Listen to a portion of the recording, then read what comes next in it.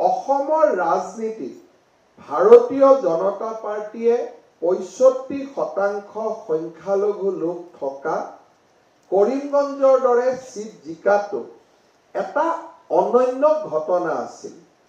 কিন্তু সেই সময়ত সংবাদ মাধ্যমেই হওক বা আন যিসকল ৰাজনীতিত জড়িত তেওঁলোকে কৰিমগঞ্জৰ পৰা দৃষ্টি আঁতৰাই আনি যোৰহাটত দৃষ্টি সীমাবদ্ধ কৰিলে। তাৰ কাৰণ আছিল যে এতিয়াও আমি কৰবাত নহয় কৰবাত ৰাজতন্ত্ৰৰ মানসিকতাৰ পৰা আমি আঁতৰি আহিব পৰা নাই। কৰবাত যদি কোনোবা মুখ্যমন্ত্ৰী ল'ৰা জিকে, কৰবাত যদি কোনোবা প্ৰধানমন্ত্ৰী ল'ৰা জিকে, আপোনালোকে দেখিব যে নিউজ পেপাৰ বা টেলিভিছনত বেছি সময় সেই নেতাজনৰ বিষয়ে এতিয়াও কোৱা হয়। প্ৰিয়ংকা গান্ধীৰ ৱেনাৰ্ডৰ বিজয় মিডিয়া আৰু পেপাৰত যিমান ৰাখিছে, সেই ধৰণৰ বিজয় নান্দেৰৰ লোকসভাত জিকা কংগ্ৰেছৰে সাংসদ, তেওঁৰ বিষয়ে আলোচনা কৰা হোৱা নাই। দুইটাই কংগ্ৰেছ জিকিছে। কিন্তু ৱেনাৰ্ডে যদি সংবাদ মাধ্যমৰ দৃষ্টি আকৰ্ষণ কৰিছে, সাধাৰণ ঘৰত জন্মা লোকজনৰ দৃষ্টি আকৰ্ষণ কৰা নাই। ভাৰতীয় জনতা পাৰ্টি সাধাৰণ লোকৰ দল। ভাৰতীয় জনতা পাৰ্টিৰ কাৰ্যালয়টো আমি সেই সময়ছোৱাত যোৰহাট বেছিকৈ আলোচনা কৰিছিলোঁ, কৰিমগঞ্জ কমকৈ আলোচনা কৰিছিলোঁ। কাৰণ কৰবাত নহয় কৰবাত আমি এতিয়াও সকলো সেই মানসিকতাৰ আমি কৰবাত নহয় কৰবাত বন্দী হৈ আছো। আমি যেতিয়া কৰবাত ৰাজপুত্ৰ, প্ৰধানমন্ত্ৰীৰ পুত্ৰ, মুখ্যমন্ত্ৰীৰ পুত্ৰ কৰবাত যেতিয়া সাফল্য লাভ কৰে, গোটেই সমাজে তেওঁলৈকে দৃষ্টি লৈ যায়। কিন্তু যিসকলে দৃষ্টি নিক্ষেপ কৰে তেওঁলোকে নিজেও জানে যে এই মানুহজন আৰু আমি একে নহয়। আমি সাধাৰণ ঘৰৰ পৰিয়ালৰ ল'ৰা, সাধাৰণ ব্যক্তি এজন জিকাটো আমাৰ কাৰণে বেছি গুৰুত্বপূৰ্ণ, ৰাজ পৰিয়ালৰ ব্যক্তি এজন জিকাটো আমাৰ কাৰণে ইমান গুৰুত্বপূৰ্ণ কথা নহয়। সকলো এটাই চিট। সংসদত যোৰহাটৰ যিমান অধিকাৰ আছে, কৰিমগঞ্জৰো সিমানেই অধিকাৰ আছে।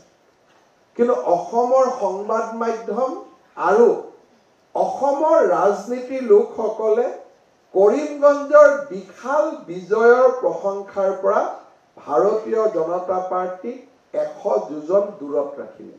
আৰু যোৱা নিৰ্বাচনৰ মই ৰাজনীতি বিভাগৰ ছাত্ৰ হিচাপে যোৱা লোকসভা ইলেকশ্যনৰ যদি কোনোবা এটা ৰিজাল্ট সংবাদ মাধ্যমত আলোচনা হ'ব লাগিছিল, সেইটো আছিল যে 65% সংখ্যালঘু লোক থকা সিট এটাত বিজেপি দলে চাহ বাগিচাৰ শ্ৰমিক এজনৰ সন্তানক কেনেকে জিকাই আনিলে। কিন্তু সেই আলোচনা সেই সময়ত কৰা হোৱা নাছিল। কাৰণ কৰবাত নহয় কৰবাত নীলা তেজৰ ৰাজনীতিৰ আৱৰ্তত আমি সকলোৱে বন্দী হৈ আছো। প্ৰধানমন্ত্ৰী নৰেন্দ্ৰ মোদী যেতিয়াই কয় যে কলনিয়েল পাৱাৰৰ চিন্তাৰ পৰা আমি আঁতৰিব লাগে, দাসত্বৰ যুগৰ পৰা আমি আঁতৰিব লাগে, যেতিয়া তেওঁ ৰেচ কৰ্চ লোকসেৱা ৰোডলৈ পৰ্যবেক্ষিত কৰে, উদ্দেশ্য মোদী ডাঙৰীয়াৰ এটাই যে সাধাৰণ পৰিয়ালৰ লৰাই কিয় ৰাজনীতি কৰিব নোৱাৰে। আজিও মোদী ডাঙৰীয়াৰ টুইটত তেওঁ কেনেকে সাধাৰণ ঘৰৰ ল'ৰাক নেশ্যনেল লিডাৰশ্বিপ ট্ৰেইনিঙেদি ৰাজনীতিত আনিব খুজিছে তাৰ বিষয়ে আজিৰ দিনটোতো তেওঁ চৰ্চা কৰিছে। সামগ্ৰী নিৰ্বাচন সেই দৃষ্টিৰে কৰিমগঞ্জত আমি পোৱা সফলতাৰ এক এক্সটেনশন, এক সম্প্ৰসাৰণ। ইয়াৰ মাজত কংগ্ৰেছ দলে ক'ব পাৰে যে বিজেপিয়ে সংখ্যালঘু লোকৰ ভোট বিচাৰিছে। কিন্তু এই সময়ছোৱাৰ মাজতে বিজেপি দলে কচুতলিত উচ্ছেদো কৰিছে। আৰু এই সময়ছোৱাত কৰিমগঞ্জৰ নিৰ্বাচনৰ প্ৰাক মুহূৰ্তত আমি কাজিৰঙাত উচ্ছেদ কৰিছো। অৰ্থাৎ আমাৰ দলৰ কৰ্ম পদ্ধতি আমি কতো পৰিৱৰ্তন কৰা নাই। আমাৰ দলৰ কৰ্ম পদ্ধতি আৰু এই সময়ছোৱাৰ মাজতে অসমৰ 25,000 সংখ্যালঘু সম্প্ৰদায়ৰ ছোৱালীয়ে নিযুত মইনা আঁচনিৰ হিতাধিকাৰীও হ'ব পাৰিছে। অৰ্থাৎ তুষ্টিকৰণ নহয়, সকলোকে ন্যায় প্ৰদান। ভাৰতীয় জনতা পাৰ্টি সাধাৰণ পৰিয়ালৰ সদস্য, আমাৰ প্ৰধানমন্ত্ৰীয়ে ৰেল ষ্টেচনত চাহ বিক্ৰী কৰিছিল। আমাৰ আদৰ্শ নৰেন্দ্ৰ মোদী, আমাৰ আদৰ্শ ৰাজ পৰিয়াল নহয়। কংগ্ৰেছৰ বাবে আদৰ্শ ৰাজ পৰিয়াল, প্ৰিয়ংকা গান্ধী, ৰাহুল গান্ধী, যিমান নাম আছে। আমাৰ আদৰ্শ নৰেন্দ্ৰ মোদী, অটল বিহাৰী বাজপেয়ী। সদায় আনন্দ কৰিব কৰিমগঞ্জৰ বিজয়লৈ, কাৰণ সাধাৰণ ঘৰৰ পৰিয়ালক বিজেপি জিকাই আনে। আনন্দ কৰিব চামুগুৰি, বিহালী আৰু ধলাইৰ বিজয়ক লৈ, কাৰণ সাধাৰণ পৰিয়ালৰ লোকক অসাধাৰণ কৰিব পৰা ক্ষমতা অকল ভাৰতীয় জনতা পাৰ্টিৰ।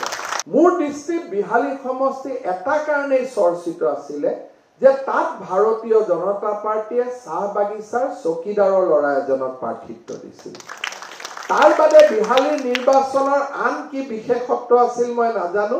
এটা বিশেষত্ব আছিল যে ভাৰতীয় জনতা পাৰ্টিয়ে চাহ বাগিচাৰ লাইনত থকা চকীদাৰৰ ল'ৰা এজনকো টিকট দিব সাহস কৰে। আৰু সেই চাহ বাগিচাৰ চকীদাৰৰ ল'ৰাজন জিকিবনে নাই, এই নিৰ্বাচনত যদি বিহালীৰ একমাত্ৰ বিশেষত্ব আছিল, সেইটোৱে বিশেষত্ব আছিল। কাৰোবাৰ দুখন হোটেল আছিল, কোনোবা ভাল ব্যৱসায় কৰিছিল। এই সকলোৰে বিপৰীতে কাৰোবাক ৰাজ পৰিয়ালৰ সদস্যই সমৰ্থন কৰিছিল। ভাৰতীয় জনতা পাৰ্টিয়ে কাক সমৰ্থন কৰিছিল? চাহ বাগিচাৰ চকীদাৰ, যোনে দিগন্ত ঘাটোৱাৰক আজিও নাজানে। তেওঁৰ দেউতাকে নিজে চাহ বাগিচাৰ চকীদাৰ আছিল আৰু বাগিচাৰ লাইনত দিগন্ত ঘাটোৱাৰৰ জন্ম। আৰু দিগন্ত ঘাটোৱাৰ সেই সময়ত নিৰ্বাচন খেলিছিল, যিটো সময়ত আমাৰ দলৰ হৈ নিৰ্বাচন খেলিবলৈ প্ৰাৰ্থী বিচৰাটো এটা সেই সময়ত টান কাম আছিল।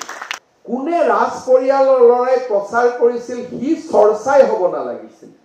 চৰ্চা হ'ব লাগিছিল যে বিজেপিয়ে এজন ব্যৱসায়ীৰ বিপৰীতে বাগিচাৰ চাহ বাগিচাৰ চকীদাৰৰ ল'ৰা এজনক টিকট দিব কেনেকে সাহস কৰিল। কিন্তু আমি কাৰ কাৰণে সাহস কৰিছিলো? বিহালী ৰাইজৰ ওপৰত আমাৰ বিশ্বাস আছিল।